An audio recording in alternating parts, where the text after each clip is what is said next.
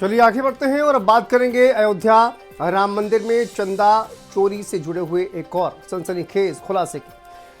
व्यवस्था तो यहां पर राजा वाली है, लेकिन काम किस तरह से चोरों का दिखाई दे रहा है। दरअसल आपको बता दें कि इस पूरे मामले में चंदा चोरी में एक और सनसनीखेज खुलासा हुआ है कि कैसे 400 निजी गार्ड्स यहां पर रखे गए थे, जबकि आपको पता है कि राम मंदिर की जो सुरक्षा है वो किस तरह से वहां पर एक से एक बेहतरीन सिक्योरिटी गार्ड्स लगाए गए हैं। सरकारी सुरक्षा काफ़ी ज़्यादा मजबूत है, उसके बावजूद यहाँ पर प्राइवेट सिक्योरिटी गार्ड्स क्यों रखे गए थे और चंपत राय की जो रहस्यमयी दुनिया है वो क्या है, इस खास रिपोर्ट के जरिए आपको दिखाते हैं।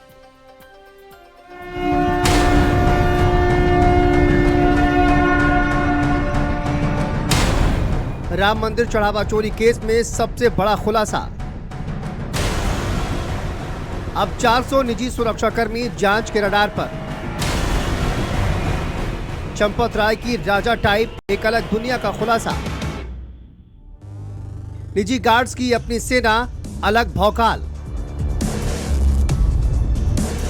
अयोध्या के भव्य राम जन्मभूमि मंदिर से एक ऐसा सनसनीखेज मामला सामने आया है जिसने पूरे देश को झकझोर कर रख दिया है। मंदिर के दान पात्र से चढ़ावे की चोरी और वित्तीय अनियमितताओं के मामले तो हर दिन मीडिया में फैले हैं।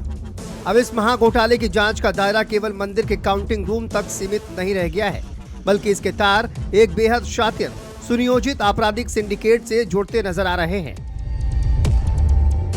इस पूरे प्रकरण में सबसे बड़ा धमाका मंदिर परिसर की सुरक्षा में तैनात 400 निजी सुरक्षा कर्मियों को लेकर हुआ है, जो अब सीधे तौर पर जांच एजेंसियों के रडार पर आ गए हैं।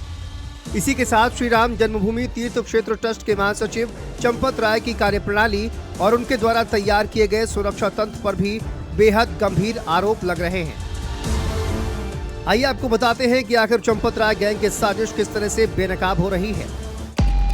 सभी निजी गार्ड्स को 1 करोड़ रुपए महीना दिया जाता था। सालाना 12 करोड़ निजी गार्ड्स को दिए जा रहे थे। नंबर 1 से अकाउंट से दी जा रही थी रकम। ये गार्ड्स लूट के माल के रूट पर तैनात रहते थे। चढ़ावा चोरी का मामला साजिशों से भरा हुआ नजर आ रहा है। ऑर्गेनाइज्ड क्रिमिनल गैंग की तरह सारा खेल चल रहा था। 400 निजी सुरक्षाकर्मी जांच एजेंसियों के रडार पर हैं। उनकी ड्यूटी, रोस्टर और सीसीटीवी फुटेज की पड़ताल जारी है।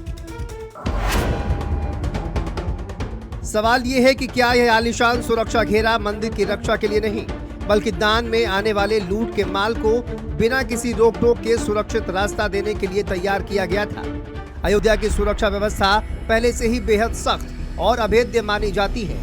यहाँ पर केंद्र और राज्य सरकार की पैरामिलिट्री फोर्सेस और एलीट कमांडोज की तैनाती है। ऐसे में जांच एजेंसियों के सामने सबसे बड़ा यक्ष प्रश्न यह खड़ा हुआ है कि जब सरकारी सुरक्षा चक्र इतना मजबूत था तो ट्रस्ट के पैसे पर इतनी बड़ी संख्या में निजी सुरक्षा कर्मियों को रखने की क्या जरूरत थी। कि बगैर चंपत राय बंसल की मर्जी के पत्ता नहीं हिलता था मंदिर के अंदर। चाहे केंद्र की सत्ता हो, चाहे प्रदेश की सत्ता हो, चाहे अधिकारी हो, सब चंपत राय के चरणों में लौटते थे। चंपत राय का एक अपना आतंक था। ये जो प्राइवेट सिक्योरिटी सब एजेंसी सब उन्हीं की थी। ये जो संगठित लूट हुई है, जो राम मंदिर के अंदर संगठित डकैती हुई है सुनियोजित तरीके से, इसके सरगना चंपत राय, अनिल मिश्रा, गोपाल राव हैं। इन पर कार्रवाई होनी चाहिए, इनको जेल भेजा जाना चाहिए। जांच सूत्रों से मिली जानकारी के मुताबिक इस पूरे खेल की परतें तब खुली जब उस सिक्योरिटी एजेंसी का नाम सामने आया। दावा किया जा रहा है कि जिस प्राइवेट सुरक्षा एजेंसी को सालाना 12 करोड़ रुपए का ये मोटा ठेका दिया गया था, वह राष्ट्रीय स्वयंसेवक संघ से जुड़े बिहार के एक बेहद रसूखदार पदाधिकारी और पूर्व सांसद की है। इस खुलासे के बाद अब इस नेक्सस को लेकर चर्चाओं का बाजार गर्म हो गया है और जांच का रुख राजनीतिक गलियारों की तरफ भी मुड़ गया है। चंपत राय, बंसल, अनिल मिश्रा, गोपाल राव और उसकी चोर कंपनी जिसमें 8 लोग जेल भेजे जा चुके हैं, और ये जो ट्रस्ट ने एफआईआर दर्ज कराई है वो आफ्टर थॉट, सोचने समझने के बाद कि कैसे इनको बचाया जा सकता है। तो इसलिए इस एफआईआर को हम अवैध करार देते हैं, क्योंकि ये हिंदुओं की आवाज नहीं है। हिंदुओं की आवाज ये है कि जो बड़े चोर हैं, बड़ी मछलियां हैं, इनको भी जेल भेजा जाए। फिलहाल मुस्तैद जांच एजेंसियां इस मामले की तह तक जाने के लिए एक्शन मोड में आ चुकी हैं। सभी 400 निजी सुरक्षा कर्मियों का ड्यूटी रोस्टर, महीनों के CCTV footage, entry exit record और उनके बैंक खातों की बारीकी से पड़ताल की जा रही है। जांच अधिकारी विशेष रूप से ये देख रहे हैं कि जब हुंडी से चढ़ावे की रकम को एक जगह से दूसरी जगह ले जाया जा रहा था, तब सुरक्षा नियमों का उल्लंघन क्यों किया गया और वो खास लोग कौन हैं जिन्हें बिना किसी चेकिंग के मंदिर परिसर में वीआईपी एंट्री और एग्जिट की छूट दे दी गई थी। साफ है कि ये मामला अब केवल छोटे कर्मचारियों की हेराफेरी का नहीं रह गया है, बल्कि ये सीधे तौर पर एक बड़े सिंडिकेट और सुरक्षा नेक्सस की जड़ों को उखाड़ने की दिशा में बढ़ चुका है। ब्यूरो रिपोर्ट, भारत समाचार।